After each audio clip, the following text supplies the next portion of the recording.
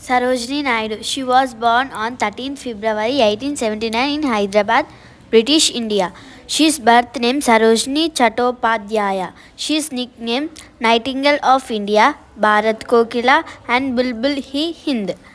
Political affiliation Indian National Congress. She was died on 2nd March 1949.